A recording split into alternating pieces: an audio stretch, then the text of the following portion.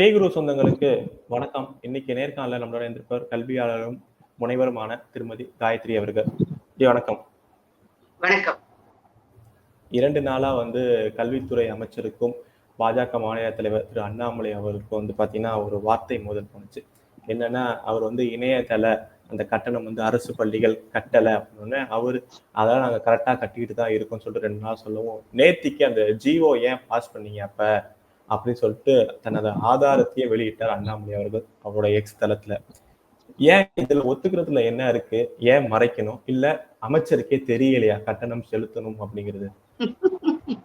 முழுசா நனைஞ்சதுக்கு அப்புறம் முக்காடு எதுக்குன்னு நமக்குதான் கேட்க தோணுது. ஆனா இவர்களை பொறுத்த வரைக்கும் முழு பூசணிக்காய சோத்துல மறைக்கிறது எப்படின்னு அவங்க கிட்டதான் கேட்கணும். இதனாலதான் நீங்க பாத்தீங்கன்னா இன்னைக்கு வேற ஒரு பிரச்சனையை கிளப்பி விட்டுருக்காங்க அப்படின்னு சொல்லலாம். ஆக்சுவலா இதை பத்தி நம்ம இதற்கு முன்னாடியே ஒரு தடவை பேசியிருக்கோம். அது கட்டணம் மட்டும் இல்ல, இந்த இணையதள சேவைகள் பள்ளிக்கூடத்திற்கு கொடுக்கும் போது அந்த கேபிள் கனெக்ஷனுக்கு வர எக்ஸ்ட்ரா காசை நீங்க அந்தந்த பகுதிகளில் இருக்கக்கூடிய முக்கிய பிரமுகர்கள் யாரெல்லாம் அந்த டொனேட் பண்ணுவாங்களோ அவங்க கிட்ட கேட்டு சமாளிச்சுக்கோங்க அப்படின்னு சொல்லி வந்ததாக நம்ம செய்தித்தாள்கள் அதை பத்தி பார்த்தோம்.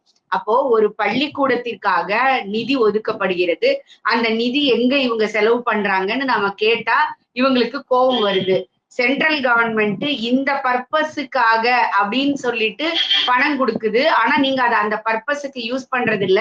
நேத்தி ஒரு விவாதத்துல ஒருத்தர் என்கிட்ட சொல்றாரு, சென்ட்ரல் கவர்மெண்ட் எங்க கிட்ட கேள்வியே கேட்க கூடாதுங்க, பணம் கொடுன்னு சொன்னா பணம் கொடுத்துடணும், அதை நாங்க எதுக்கு வேணா பயன்படுத்துவோம் அப்படின்னு பொது வெளியில ஒரு முக்கியமான நபர்கள் பேசும் பொழுது அதை என்ன செய்யறது அப்படின்னு நமக்கு தெரியல.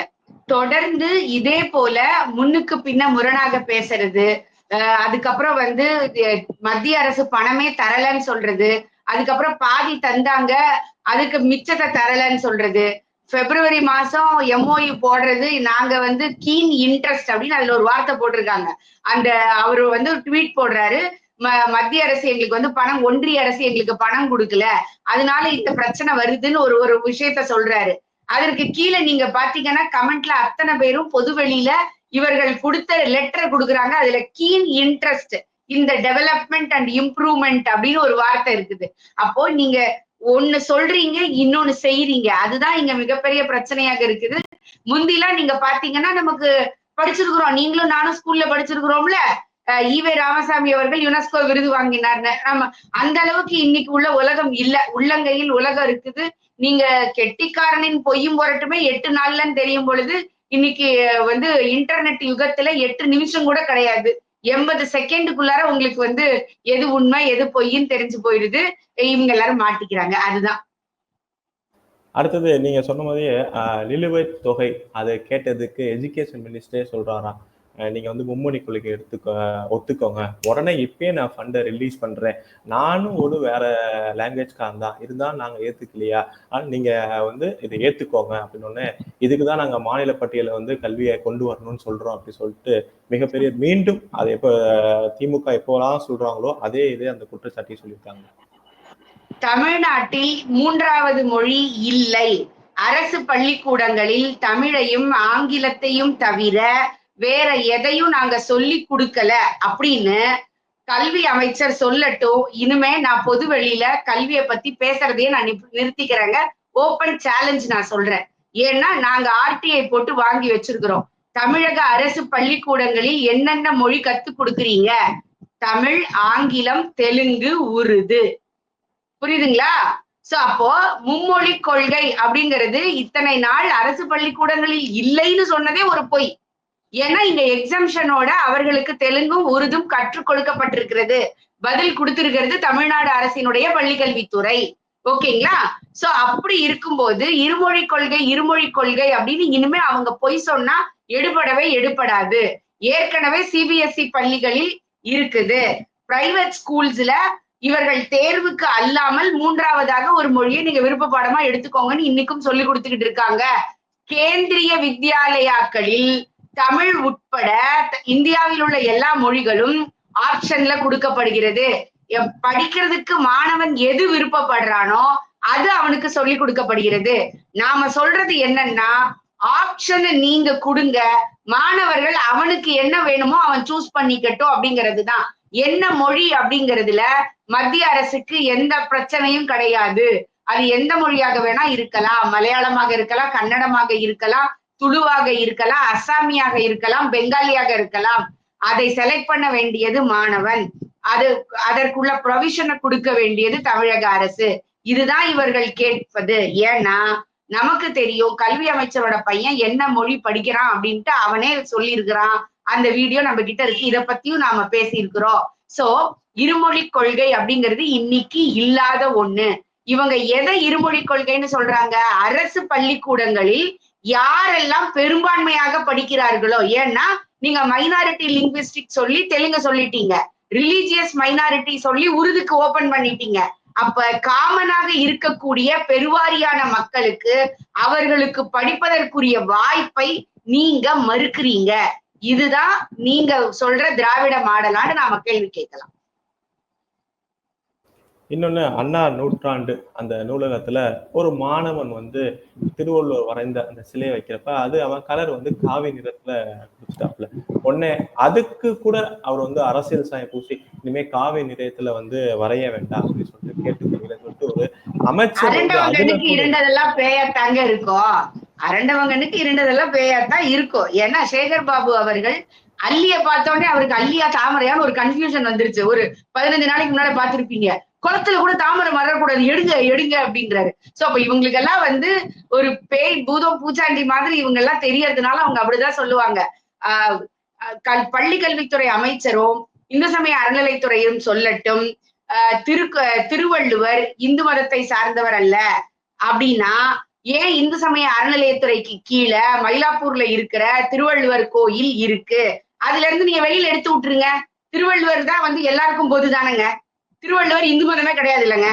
அப்ப எதுக்கு வந்து நீங்க இந்து சமய அறநிலையத்துறைக்கு கீழே அந்த கோயிலை வச்சிருக்கீங்க?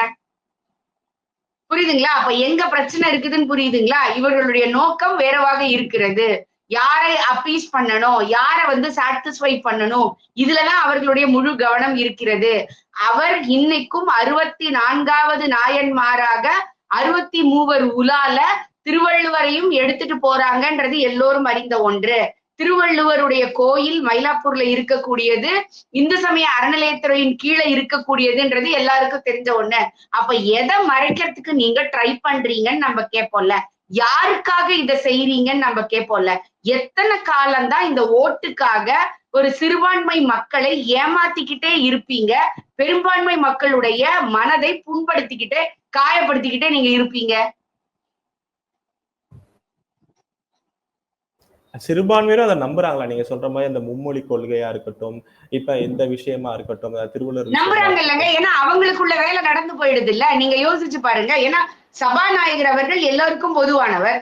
அவர் என்ன சொல்றாரு? இது உங்களால் அமைந்த அரசு, உங்களுக்காக உள்ள அமைச்சு, எப்ப வேணா நீங்க வாங்க, நேரடியாக நீங்க அரசை தொடர்பு கொள்ளுங்கள் அப்படின்னு சொல்றாரு. முதலமைச்சர் அவர்கள் இஸ்லாமிய மக்கள் இடத்துல பேசும்போது சொல்றாங்க, உங்களுக்காக தான் நாங்க சொல்றோங்க, உங்களுக்கு எப்போது எக்ஸம்ஷன் உண்டு, நீங்க உறுதியிலேயே படிங்கன்னு சொல்றாங்க. அப்ப அவர்களுக்கு அவர்களுடைய தேவை நிறைவேற்றப்படும் பொழுது நமக்கு இது வந்து, அதாவது இந்த சுகர் கோட்டட் பில்ஸ்ன்னு சொல்றோம்ல, அந்த மாதிரி உங்களுக்கு வந்து சர்க்கரையை தடவி ஓட்ட வாங்குறாங்கன்றது கூட புரியல அப்படின்னா நம்ம என்ன பண்ண முடியும்? அவர்களுக்கு தற்போது நம்முடைய தேவை நிறைஞ்சிருது.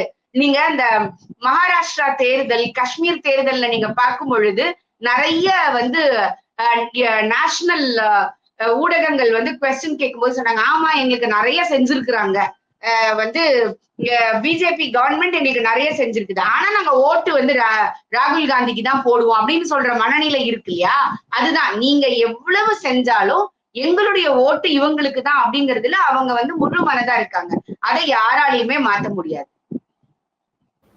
இன்னொன்னு செய்தித்தாள்ல வந்தது, ஆனா பெருசா பேசப்படல. ஜாஃபர் சாதிக் அவர் வந்து அரஸ்ட் ஆனப்பயே அவரோட பணத்தை வந்து சினிமா துறையில, ஹோட்டல்ல அதுலதான் வந்து நம்ம முதலீடு பண்ணிருந்தேன் சொன்னாரு. பட் அதிர்ச்சியா பார்த்தோம்னா அவரோட பணம் வந்து தமிழக பாடநூல் அந்த இதுலயுமே முதலீடு இருக்கு அப்படின்னு சொல்லிட்டு இடி சொன்னதான் வந்து செய்தி வருது. பாடநூல் அளவுல அவர் இன்ஃபுளுன்ஸ் பண்றதுதான் இது. ஏன் எது யாருமே விசாரிக்க கூட இல்லை. இல்ல அது விசாரிக்க கூடியதுன்னா எந்த இடத்துல அவர்களுக்கு தொடர்பு இருக்கு அப்படிங்கறத பொறுத்து இருக்குது இல்ல. ஏன்னா நீங்க அவர் யாரோட இருந்து புகைப்படங்கள் வெளியில வந்தது, யாரோட தொடர்புல இருக்காங்க அப்படிங்கிறது நம்ம எல்லாருக்குமே வெட்ட வெளியாக தெரிவிக்கப்பட்ட ஒரு விஷயம். அப்ப இது விசாரணைக்குள்ள வருது அப்படின்னு சொன்னா தமிழ்நாடு பாடநூல் கழகத்தினுடைய தலைவர் யாரு, அதோடைய இயக்குனர் யாரு, அந்த அமைச்சர் யாரு, இது வரைக்கும் போகணும் இல்ல. அப்படி போனாதானே உங்களுக்கு எது உண்மைன்றதை விசாரிக்க முடியும். கண்டிப்பாக ஈடியானது லியோனியிலிருந்து அன்பில் மகேஷ் வரைக்கும் அத்தனை பேரையும் விசாரிக்கணும். அப்படி விசாரிச்சாதான் அதுல பின்னாடி இருக்கக்கூடிய உண்மை தெரியும். உங்களுக்கு வழியில மடியில கனம் இல்லைன்னா வழியில பயம் இல்லைல்ல. செய்யுங்க, விசாரிங்க, விசாரிச்சா உண்மை தெரியும்ல. அதை செய்யணும்னு நான் சொல்லுவேன். அதுக்கான வாய்ப்பு இருக்கா? ஏன்னா இடியே சொல்லியிருக்காங்க இதுல முதலில் இருக்கு அப்படிங்கிறப்ப நீங்க சொல்ற மாதிரியே அந்த இன்ஃபுளுயன்ஸ் இருக்கனால விசாரணை வரையத்துக்குள் வரதுக்கான வாய்ப்புகள் இருக்கா லியோனி அவர்கள்லாம்? இல்ல கண்டிப்பாக வருவதற்குரிய வாய்ப்புகள் இருக்குது. விசாரணைன்னா எல்லாரும் போய்த்தானே ஆகணும். ஏன்னா ஷாபர் சாதிக்கோட விசாரணை வரும் பொழுது அமீர் அவர்களை கூப்பிட்டு விசாரிச்சாங்க. ஆனால் அமீர் அவர்கள் தான் இளையராஜாவுக்கு கோயிலுக்குள்ளார எந்த இடத்துல விடுறதுன்றத பத்தி பொங்குறாரு. நான் என்ன சொல்றேன், உன்னுடைய மதத்துக்கு இதுக்கு சம்பந்தமே இல்லையே. இந்த கோயிலுக்குள்ள என்ன நடைமுறைன்னு உனக்கு தெரியாம நீ ஏன் பொங்கணும் இல்லையா? சோ அப்ப அப்படிப்பட்ட நபர்கள் எல்லாமே விசாரணைக்கு உள்ளாகும் பொழுது எல்லாரும் சார் சந்தேகம்னு வந்துருச்சா எல்லாரும் விசாரிக்கப்பட வேண்டியவர்கள் தான். அது யாராக இருந்தாலும் சரி. அதை செய்யணும். ஈடி கண்டிப்பாக அதை செய்யணும். இன்னொன்னு பாத பூஜை. அதாவது புதுக்கோட்டை கலெக்டர் இன்னைக்கு ஒரு ஜீவோ பாஸ் பண்ணியிருக்காங்க. எல்லா தனியார் ஸ்கூலுக்கும் என்னன்னா இது மாதிரி பாத பூஜை யாரும் பண்ணக்கூடாது. எந்த ஒரு மாணவனும் ஆசிரியருக்கோ எதுக்கோ இந்த பாதை பூஜை எல்லாம் செய்யக்கூடாதுன்னு. இது அவங்களோட நம்பிக்கை. குரு ஸ்தானத்துல நம்ம பண்றோம். மாதா பிதா குரு தெய்வம் அப்புறம் தான் தெய்வம் வச்சிருக்காங்க. குருவுக்கு பண்றதை கூட இவங்க தடுக்கிறாங்க. அது ஏன், என்ன காரணம்? புதுக்கோட்டை ஒரு கேடா ஆயிடுச்சோன்னு நான் யோசிக்கிறேன். ஏன்னா இதுக்கு முன்னாடியுமே அங்க வந்த கலெக்டர்கள் எல்லாருமே அதாவது இன்னைக்கு சொல்லியிருக்கிறது பள்ளிக்கல்வித்துறைன்னு வச்சுக்கோங்க. பள்ளிக்கல்வித்துறையும் அங்க இருக்கிற கலெக்டருக்கு கீழே தானே வருது. அந்த புதுக்கோட்டை கலெக்டருக்குமே இதுல சம்பந்தம் இருக்குமோன்னு எனக்கு ஒரு டவுட் இருக்குது. ஏன்னா இந்த புதுக்கோட்டையில வர கலெக்டர்ஸ் இதுக்கு முன்னாடி இருந்தவர்களே 2-3 பேர் தொடர்ந்து இந்த இந்து மத விழாக்கள்ல இந்து மதத்தை அந்த கோயில் அது அவங்க கலெக்டரா பொறுப்பேற்று வரும் பொழுதே காலமாக அந்த கலெக்டர் ஆபீஸுக்குள்ள இருந்த இடத்துல உள்ள பிள்ளையார நீங்க அங்க இருந்து ரிமூவ் பண்ணணும்னு எனக்கு சொன்னதாக ஒரு ஞாபகம் இருக்குது. அதுக்கெல்லாம் ஒரு பெரிய பிரச்சனை பிஜேபி பண்ணாங்க. அதுக்கப்புறம் அது அப்படியே அமர்ந்துருச்சு. எங்க போச்சு தெரியல, அது அப்படியே அமர்ந்துருச்சு அந்த பிரச்சனை. சோ தொடர்ந்து புதுக்கோட்டையில இந்த மாதிரி நிகழ்வுகள் நடந்துகிட்டே இருக்கு அப்படிங்கிறத நாம உன்னிப்பா கவனிக்கணும். அது எதற்கு பின்னாடி இருக்குது, அதன் மூலமாக அங்க என்ன வேலைகள் நடக்குது, அங்க அதுல வேற யாருக்காவது தொடர்பு இருக்கா, இது எல்லாமே நாம பார்க்கணும். யாரு சொல்லி யாருடைய அழுத்தத்தின் பேர்ல இது நடக்குதுன்னு. இது நீங்க ஒரு கிறிஸ்தவ பள்ளியில வெள்ளிக்கிழமை அன்னைக்கு உள்ள ஸ்பெஷல் பிரேயரையோ பள்ளிக்கூடத்திற்கு உங்களுக்கு தெரியும் நிறைய கவர்மெண்ட் எய்டட் ஸ்கூல் சர்ச் காம்பவுண்டுக்குள்ளாரையே இருக்குது. அந்த பள்ளிக்கூடங்களில் ஸ்பெஷல் பிரேயர் இருக்குது. அது இல்லைன்னு இவங்களால மறுக்க முடியுமா? இல்ல இனிமே அப்படி அதை செய்யக்கூடாதுன்னு அவர்களால சொல்ல முடியுமா? இஸ்லாமிய பள்ளிகள்னு சொல்லக்கூடிய பள்ளிகள்ல வெள்ளிக்கிழமை அன்னைக்கு தொழுகை நேரத்துக்கு ஒரு குறிப்பிட்ட டைம் ஒதுக்கப்படுகிறது. அது இவங்க இனிமே எல்லாரும் சமந்தான் கொடுக்க. நான் என்ன சொல்றேன், எல்லாருக்கும் கொடுன்னு சொல்றேன். அவங்களுக்கு கொடுக்கறது எனக்கு பிரச்சனை இல்லை. என்னோடத மட்டும் ஏன் தடுக்கிறேன்னு தான் நான் கேட்கிறேன். ஏன்னா இது நம்பிக்கை சார்ந்த விஷயம். எப்பொழுதுமே ஒரு ஒரு ஒரு பர்டிகுலர் பண்பாடு கலாச்சாரத்தை அழிக்கணும் அப்படின்னா முதல்ல எஜுகேஷனை காலி பண்ணணும். அப்ப அந்த எஜுகேஷனை காலி பண்ணணும்னா அதன் மேல இருக்கிற நம்பிக்கையை காலி பண்ணணும். அப்ப இது நம்பிக்கை சார்ந்த விஷயம். இந்த நம்பிக்கை அதுவும் நீங்க கவர்மெண்ட் ஸ்கூல்ல செய்யல. ஏன்னா கவர்மெண்ட் ஸ்கூல்ல செய்யும் பொழுது அது எல்லாரும் இருப்பாங்க. அரசினுடைய சட்ட திட்டங்களுக்கு உட்பட்டு நடக்குது. நீங்க எப்படி இஸ்லாமிய பள்ளிகள் எப்படி கவர்மெண்ட் எய்டட் ஆர் பிரைவேட் கிறிஸ்தவ பள்ளிகளோ அது போல்தான் தனியார் பள்ளிகள். அப்ப தனியார் பள்ளிகள்ல நீங்க ஒரு தவறு நடந்தால் அதை கண்டிக்கிறதுக்கோ தண்டிக்கிறதுக்கோ உங்களுக்கு உரிமை இருக்குது. ஆனா இது மாணவர்கள் விரும்பி பெற்றோர்கள் விரும்பி செய்யக்கூடிய ஒரு விஷயம். இது வரைக்கும் ஏதாவது கம்ப்ளைண்ட் வந்திருக்கா? என் பிள்ளை என் காலை கழுவுறது எனக்கு பிடிக்கல, அந்த ஸ்கூல்ல செய்ய சொல்றாங்கன்னு. ஏன்னா எனக்கு தெரிஞ்ச ஒரு சில பள்ளிகள்ல ஒரு சில பேரண்ட்ஸ் வேற மதத்திலவங்களா இருந்தாங்கன்னா கட்டாயப்படுத்த மாட்டாங்க. இது அவரவர்களுடைய நம்பிக்கை சார்ந்த விஷயம். விருப்பம் இருக்கிறவங்க செய்யுங்க இப்படிதான் சொல்லுவாங்க. ஆனால் நீங்க செய்யக்கூடாதுன்னு நீங்க மறுக்கும் பொழுதுதான் அதற்கு பின்னாடி யாருடைய அழுத்தம் இருக்கு, வேற ஏதாவது ஒரு மதத்தினுடைய அழுத்தம் இருக்கா, இதெல்லாம் நமக்கு டவுட் வருது. கண்டிப்பாக இதை விளக்க வேண்டிய இடத்துல கலெக்டரும் இருக்காங்கன்றத மறந்துடக்கூடாது. ஏன்னா அந்த மாவட்டமே அப்படிப்பட்ட சர்ச்சைக்கு உள்ளான மாவட்டம். இது முழுக்க முழுக்க நம்முடைய நம்பிக்கை சார்ந்த விஷயம். நம்பிக்கை சார்ந்த விஷயங்களை தகர்ப்பதில் திராவிட மாடல் மிக முக்கிய காரணமாக இருக்குது.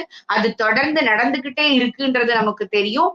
ஆனால் கண்டிப்பாக இதற்கு மக்கள் எதிர்வினை ஆற்றுவார்கள். மிஞ்சி போனா என்ன சொல்லி நீங்க பயமுறுத்துவீங்க?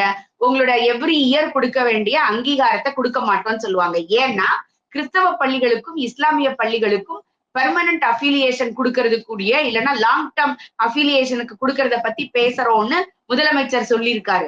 ஆனால் இந்த மாதிரி அஃபிலியேஷன் எதுவுமே காமனாக இருக்கக்கூடிய பிரைவேட் ஸ்கூல்ஸுக்கு கிடையாது. அதை வைத்து இவர்கள் பயமுறுத்தினால் உண்டு.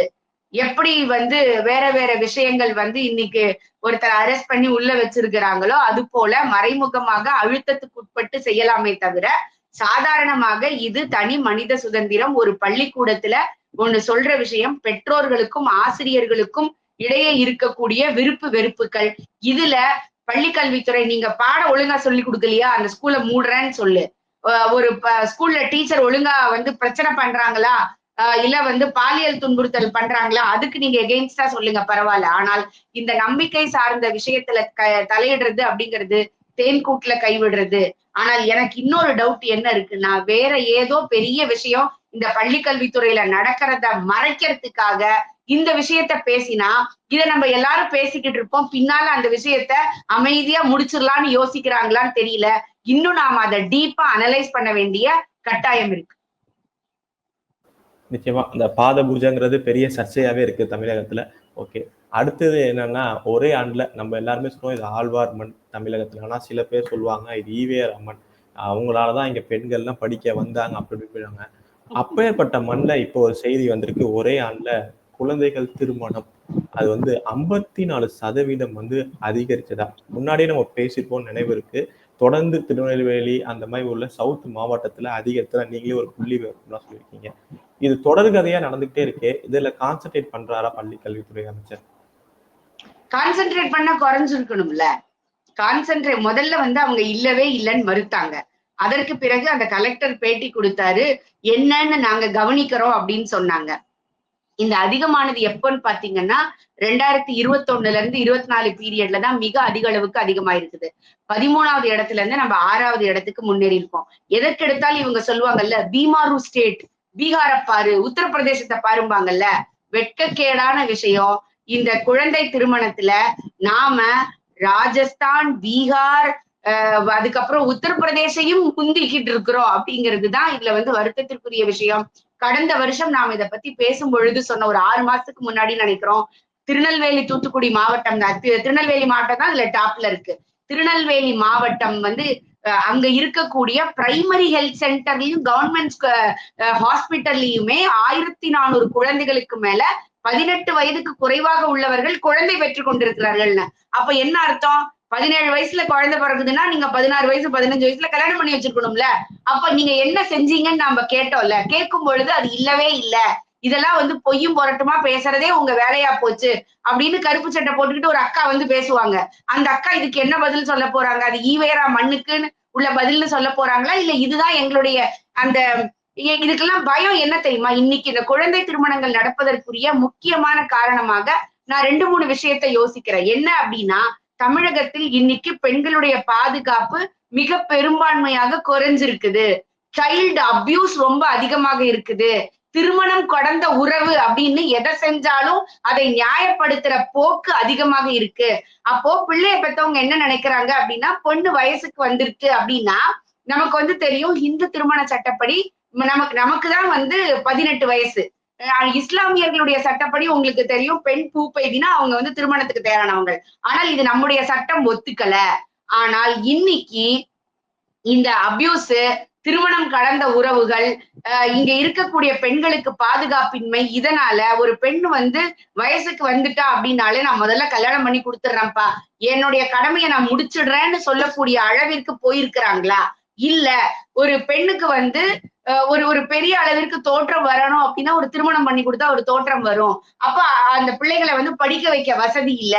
வேலைக்கு அனுப்பலாம். வேலைக்கு அனுப்பணும்னா நீங்க குழந்தை மாதிரி இருக்குன்னு சொல்லுவீங்க.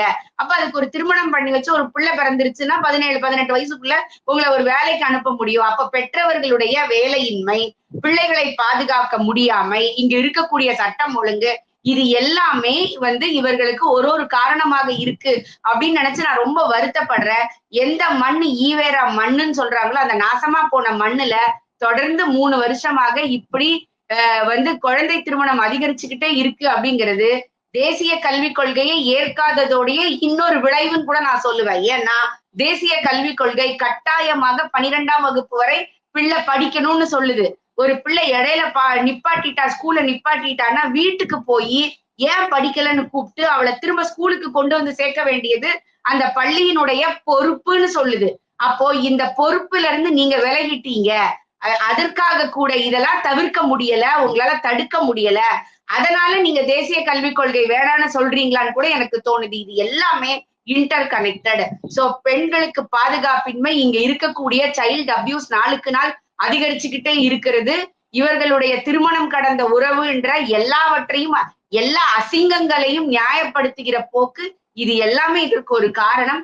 இதற்கு கண்டிப்பாக துணை நம்ம துணை முதல்வர் அவர்கள் பதில் சொல்லியே ஆகணும். நான் சினிமா பாக்குறது இல்லைன்னு அவர் எஸ்கேப் ஆகலாம். ஆனால் செய்திகள் கூட பாக்குறது இல்லைன்னு அவரால் எஸ்கேப் ஆக முடியாது. இதற்கு அவர் என்ன பதில் சொல்றாருன்னு நாம கேட்போம். ஏன்னா அவர் தான் நாளைக்கு சீஃப் மினிஸ்டரா உட்கார போறாரு. அதற்கடுத்து அவர் இன்பநிதி அவருடைய மகன் இன்பநிதியும் உட்கார வச்சுட்டு தான் நாங்க அழகு பார்த்துட்டு தான் போவோம்னு அமைச்சர்கள் பேசக்கூடிய அளவுல இருக்காங்க. அப்போ இதற்கெல்லாம் அவர்கள் பொறுப்பென்றால் இங்க இருக்கக்கூடிய பிரச்சனைகளுக்கும் அவர்கள் தான் பொறுப்பேற்க வேண்டும். இந்த சைல்டு அபியூஸ் அப்படிங்கிறது ஒரு மிகப்பெரிய பிரச்சனை இங்க இருக்குது. அதற்கு மிகப்பெரிய தீர்வு நமக்கு உடனடியாக தேவைப்படுது. இந்த குழந்தை திருமணங்கள் அப்படிங்கிறது வந்து உங்களுக்கு பலவீனமான அடுத்த சந்ததியை உருவாக்குகின்ற பெரும் பங்கு வகிக்குதுன்னு நாம மறந்துடக்கூடாது. அதனாலதான் நீங்க பாத்தீங்கன்னா பெண்களுடைய வயசு 21 ஆக்கணும்னு பார்லிமெண்ட்ல பிரதமர் பேசுறாரு. ஏன் பேசுறாரு? வேர்ல்டு ஹெல்த் ஆர்கனைசேஷன் சொல்லுது ஒரு 18 வயசு சரியான வயசாக இருந்தால் கூட 21 வயசுல அவங்க வந்து ஒரு ஃபுல் ஃபிளெட்ஜ்டா அவங்க ஹெல்த் இருக்கு. அப்ப பிறக்கிற குழந்தைகளுக்கு வந்து பெரும் அளவிற்கு இந்த மால் நியூட்ரிஷியனோட பிறக்கிறது கம்மி ஆகுது. அம்மாக்களுக்கு ரத்த சோகை வர்றது ரொம்ப குறையுதுன்னு சொல்றாங்க. அப்போ ஒரு பெரிய ஒரு சயின்டிபிக் விஷயங்களால 18 வயசு 21 வயசு ஆக்கணும். பிள்ளைகளுக்கு 12ஆம் வகுப்பு வரை கட்டாயம் கல்வி கொடுக்கணும். அதற்கு பிறகு அவர்கள் கல்லூரிக்கு போகணும்னு மத்திய அரசு நினைக்குது. ஆனா எங்களுக்கு இங்க வேலை கொடுக்க முடியல, சைல்டு அபியூஸ் அதிகமாயிடுச்சு, வீட்டுல வச்சு பிள்ளைய பாதுகாக்க முடியல, 15 வயசுல கல்யாணம் பண்ணி கொடுக்குறேன்னு தமிழ்நாடு சொல்லுது. எது வேணும் அப்படிங்கிறத நம்ம மக்கள் தான் முடிவு பண்ணணும். நிச்சயமா. இன்னொன்னு இறுதியான கேள்வி. சமீபத்துல பார்த்திருப்போம் சென்ட்ரல் கவர்மெண்ட் வந்து இந்த ஆல் பாஸ் அப்படிங்கிற அந்த சிஸ்டம் வந்து ரத்து செய்ததா. உடனே தமிழகத்துல எப்போ போல சொல்லிட்டாங்க, அதெல்லாம் நாங்க வந்து ஏற்கவே மாட்டோம். 8வது வரையும் ஆல் பாஸ் அப்படிங்கறத வந்து தொடருங்கிறாங்க. உண்மையாலுமே சென்ட்ரல் கவர்மெண்ட் ரத்து செஞ்சுட்டாங்களா அந்த ஆல் பாஸ் சிஸ்டம்? இதை எப்படி பாக்குறீங்க? நல்லதா கெட்டதா? சார் கண்டிப்பாக. அதாவது நம்ம எப்படி யோசிக்கணும் அப்படின்னு சொன்னா, நமக்கு ரைட் டு எஜுகேஷன் 2010 வந்ததுங்க. அதற்கு பிறகுதான் இந்த பிரச்சனையே வந்தது. அதற்கு முன்னாடி நாங்கெல்லாம் படிக்கும்போது ஆல் பாஸ் எல்லாம் கிடையாது. 2வது இப்பயுமே ஆல் பாஸே கிடையாது சார். அனைவருக்கும் கல்விதான். இந்த அனைவருக்கும் கல்வியானது அனைவரும் பாஸ்ன்னு நாமளே எடுத்துக்கிட்டோம் நம்ம மைண்ட் செட்ல. அதனால என்ன பண்ணிட்டோம், நீ படிச்சாலும் சரி நீ படிக்காட்டாலும் சரி அடுத்தடுத்த கிளாஸுக்கு உங்களை மாத்திக்கிட்டே இருக்கிறீங்க. சோ அவன் 8ஆம் கிளாஸ் வர வரைக்கும் அவனுக்கு அடிப்படையாக உள்ள ஒரு நியூமரசி லிட்ரஸி கூட இல்லாம வரான் அப்படின்னு தான் ஏசர் ரிப்போர்ட் சொல்லுது. ஒரு மாணவன் வந்து 8ஆம் கிளாஸ் படிக்கிற பையன் 5ஆம் கிளாஸோட லாங்குவேஜும் 2ஆம் கிளாஸோட மேத்தமெட்டிக்ஸ் நாலேஜும் தான் அவனுக்கு இருக்கு அப்படின்னு ரிப்போர்ட் சொல்லுது. அப்ப அதை எப்படி சரி பண்ணுவீங்க? அடிப்படையிலேயே சரி பண்ணணும்ல. நீங்க வந்து பெரிய ஆனதுக்கு அப்புறம் அவன் பயந்து அதை சரி பண்ண முடியாம போறதுக்கு பதிலாக 5ஆம் வகுப்புல பொது தேர்வுன்னு சொல்லியிருக்காங்க சார். இது ஒரு பெரிய விஷயமே கிடையாது. தமிழகம் முழுக்க ஒரே பாடத்திட்டம் தானே. ஒரே பாடத்திட்டம் இருக்கும்போது ஒரே கேள்வித்தாள் கொடுத்தா உங்களுக்கு ஏன் பயம் வருது? இதுல பயப்பட வேண்டியது ஆசிரியர்கள். ஏன்னா நீங்க இல்ல ஒழுங்கா பொது சொல்லி கொடுத்தா உங்க புள்ள தேர்வுனாலே இங்க பாஸ் ஆக போகுது. தமிழகத்துல கொஞ்சம் பயமுறுத்தி தானே இருக்காங்க. எந்த ஒரு தேர்வு, பொது தேர்வு அப்படின்னாலே பயமுறுத்தி தானே வைக்கிறாங்க. அதுதான் ஏன்னா நம்மளுடைய இயலாமை நம்மளுடைய அந்த குறைபாடுகள் வெளியே தெரிஞ்சிரும்னு பயப்படுறாங்க. இதுல பயப்பட வேண்டியது பெற்றோர்களோ மாணவர்களோ இல்ல, இதுல பயப்பட வேண்டியது ஆசிரியர்கள். நாம ஒழுங்கா சொல்லி கொடுத்திருக்கோமா, எல்லா பாடத்தையும் முடிச்சிருக்கோமா, பையனுக்கு அது புரிஞ்சுதா, இதை எல்லாத்தையும் என்ஷூர் பண்ண வேண்டிய ரெஸ்பான்சிபிலிட்டி யாருக்கு இருக்கு அப்படின்னா ஆசிரியர்களுக்கு இருக்கு. ஏன்னா அவங்க சொல்றாங்க பொதுவா கேள்வி கொடுங்க, அவன் எழுதட்டும், இருக்கிற மார்க் அப்படியே வையுங்க, அவன் குறைவாக மதிப்பெண்கள் எடுத்தால் எந்த பாடம் குறைவாக மதிப்பெண் எடுத்தானோ அதை திரும்பவும் சொல்லி கொடுங்க. குறைந்த காலத்துல இன்னைக்கும் நமக்கு இருக்குல்ல சப்ளிமெண்டரி தேர்வுகள் 10th 12th வைக்கிறோம்ல, இருக்கு இல்லையா? அதையே அவங்க 5ஆம் கிளாஸ்க்கு சொல்றாங்க. நீ வெறும்ன பாச போட்டு அடுத்த கிளாஸ்க்கு அனுப்பாத, 5ஆம் கிளாஸ்ல வரைக்கும் அவனுக்கு படிச்சது என்ன புரியலையோ அதை சொல்லி கொடுத்து திரும்பவும் அவனுக்கு வந்து ஒரு 1 மந்த் கேப்ல ஒரு தேர்வு வச்சு அவன் புரிஞ்சுக்கிட்டானான்றத டெஸ்ட் பண்ணிட்டு அவன் அடுத்த கிளாஸ்க்கு அனுப்பு. அடுத்த கிளாஸுக்கு போறது கட்டாயம். நாம எல்லாரும் தெரிஞ்சுக்க வேண்டிய ஒரு விஷயம். அந்த கேப்ல இருக்கக்கூடிய ஒரு மாதத்துல நாம என்ன செய்யணும் அப்படின்னா அந்த ஆசிரியர் அந்த பிள்ளைகளுக்கு சொல்லி கொடுத்து புரியற மாதிரி சொல்லி கொடுத்து அவனுக்கு அதை புரிய வச்சு அதை தேர்வு எழுத வச்சு அவன் புரிஞ்சிருக்கிறானான்றதை திரும்பவும் கண்டுபிடிச்சிட்டு அவனை அடுத்த கிளாஸுக்கு அனுப்ப வேண்டிய ரெஸ்பான்சிபிலிட்டி. நீங்க வந்து இந்த ட்ரைனிங் அண்ட் டெவலப்மெண்ட் அப்படின்னு நம்ம ஹெச்ஆர்ல ஒண்ணு சொல்லுவோம். எப்படின்னா ஒரு ட்ரைனிங் கொடுக்கறதுக்கு முன்னாடி ஒரு விஷயத்துல என்னோட நாலேஜ் எப்படி இருந்தது, ஒரு ட்ரைனிங் கொடுத்த பிறகு என்னோட நாலேஜ் எப்படி இருக்கு அப்படின்ட்டு. அப்படி கொடுத்தாதானே அந்த கொடுத்த ட்ரைனிங் இஃபெக்டிவா இல்லையான்னு தெரியும். அப்ப பாடம் சொல்லி கொடுத்தது இஃபெக்டிவா இல்லையான்னு எப்படி தெரியும்? தேர்வு வச்சாதானே தெரியும். பொதுவாக தேர்வு வச்சால் நீங்களே ஒரு கொஸ்டினை கொடுத்து தேர்வு வைக்கிறது இல்ல. அதனாலதான் அவங்க சொல்றாங்க இந்த பொது தேர்வுங்கிறது வேற எதுவுமே இல்ல. ஒரே ஸ்கூல்ல நீ இருக்கிற பெஞ்ச்ல உட்கார்ந்தா நீ எக்ஸாம் எழுத போற. ஆனா கேள்வித்தாள் தமிழகம் முழுக்க ஒரே நாள் ஒரே கொஸ்டின் பேப்பர் வரும், அவ்வளவுதான். வேற எந்த சேஞ்சஸுமே கிடையாது. மாணவர்கள் இதை குறிச்சு பயப்பட தேவையே இல்லை. பயப்பட வேண்டியது ஆசிரியர்கள். நாம ஒழுங்கா சொல்லி கொடுத்திருக்கோமா, சொல்லி கொடுத்தது புரிஞ்சிருச்சான்னு. இதை வச்சு என்ன அரசியல் இன்னும் பண்ண போறாங்கன்னு அந்த வேடிக்கையை நம்ம பார்க்கதான் போறோம். நிச்சயமா இங்க தேர்வுல இன்னும் பயங்கரமா அரசியல் பண்ணுவாங்க.